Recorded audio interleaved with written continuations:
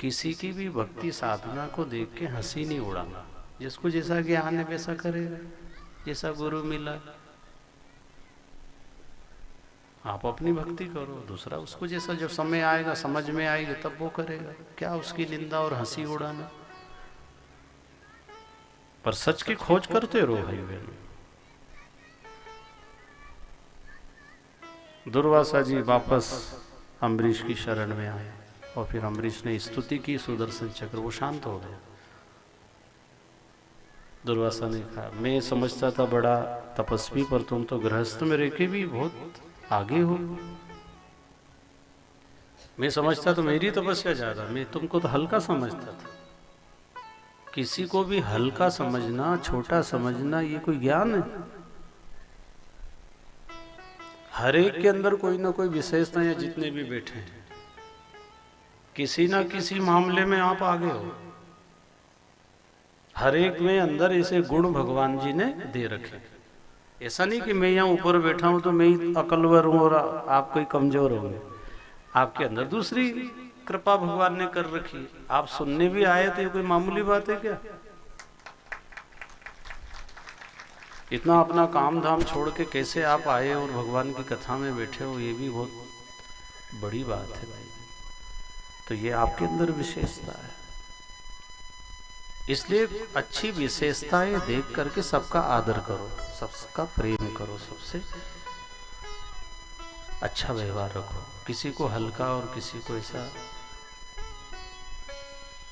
हीन भावना से नहीं देखना। क्या मालूम वो किस मामले में आ गए आपसे, ये तो दोष लगेगा। तो सुखदेव मुनि जी ने फिर राजा परीक्षित को कहा कि अम्बरीश राजा की जीत हो गई, दुर्वासा की हार हो गई। तो राजा को हिम्मत आ गई। अपने को कमजोर ना मानो, अपने को कभी भाग्यहीन मत मानो कि मेरी किस्मत खराब, मेरे भाग्य फूटे। ऐसा सोचते हो तो वैसा होने लगता है, होने लगता है। अच्छा सोचो ना, अच्छा सोचने में कौन सा पैसा लगता है? मेरा घर ऐसा तो मेरा परिवार ऐसा तो मेरा परिवार भाई है। अरे थोड़ा इससे ऊपर सोच तो अच्छी बनाओ।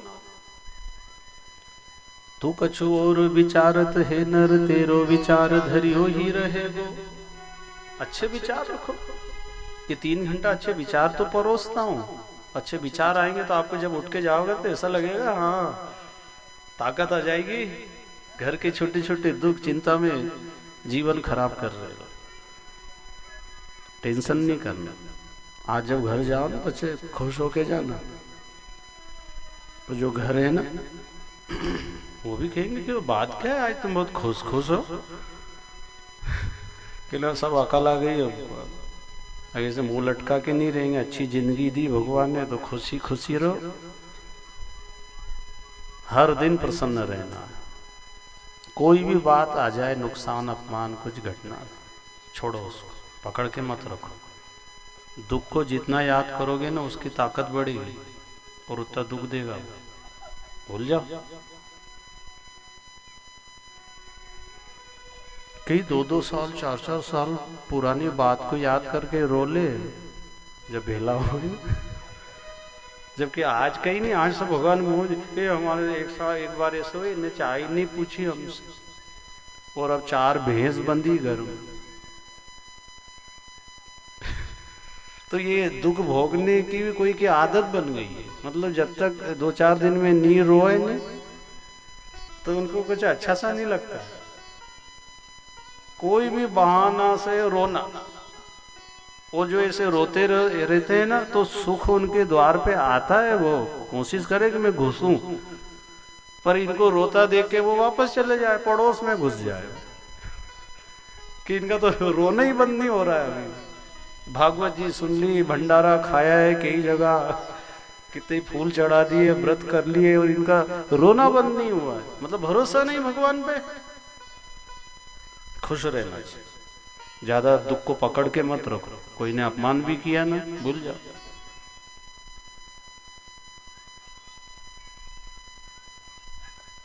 अम्बरीश के वंश में आगे चल करके इक्ष्वाकु वंश का वर्णन होता है, जिसमें मानधाता राजा ऋषि शोभरी की कथा आती है, जो मछली को देख करके गृहस्थ में प्रवेश कर गए।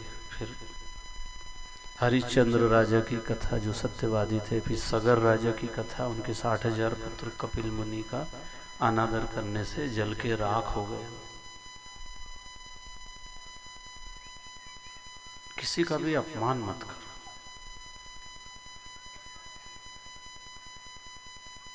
सुखदेव मुनि कह रहे हैं, बाद में अंशुमान, दिलीप और भगीरथ 3 पीढ़ी लग गई गंगा को लाने में।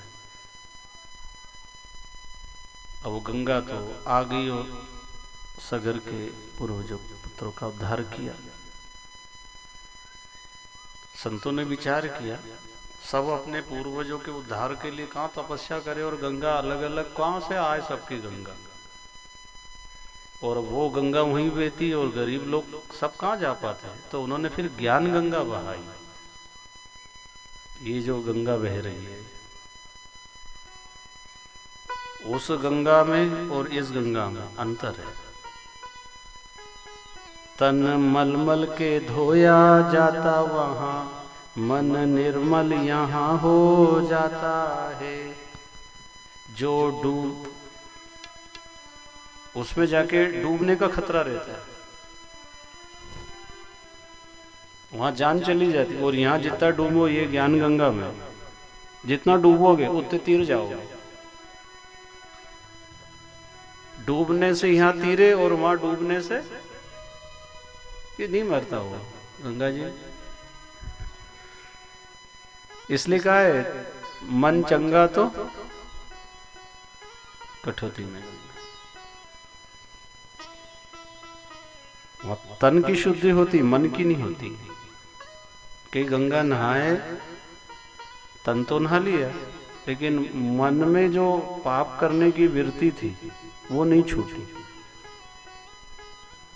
तो गंगा नहा के बाहर हिटे और दूसरा का मोबाइल लेके घर आ गए, क्योंकि वो पाप करने की वृत्ति खत्म नहीं हुई। और ये ज्ञान गंगा क्या करती, पाप करने की वृत्ति को खत्म करती, पाप नहीं। इसलिए उस गंगा से इसका ज्यादा महत्व बताया। भागवत के महात्म्य में लिखा है, न गंगा न गया काशी पुष्करम न प्रयागकम। गंगा से भी वो फल नहीं मिलता। और भाई भीतर जब ज्ञान गंगा का असर होगा, आपका मन शुद्ध होगा, तो आप कभी पाप कर ही नहीं सकते।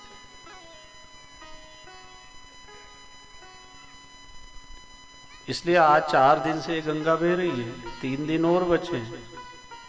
वो तो बह ही रही है, जैसे नर्मदा तो बह ही रही है। तुमको नहाना है, फसल उगाना है, कपड़े धोना है, प्यास बुझाना है, तो गंगा तो बह रही है। तो बहती गंगा में डुबकी लगा लो, और इतने टाइम नहीं हो डुबकी लगाने का, तो हाथ तो धोया हो। अभी 3 दिन और बहेगी। तो आप आए, जिनको समय है तो खूब अच्छे डुबकी लगा के नहा लो, और समय नहीं है तो हाथ धो के चले जाओ। तो अभी 3 दिन है।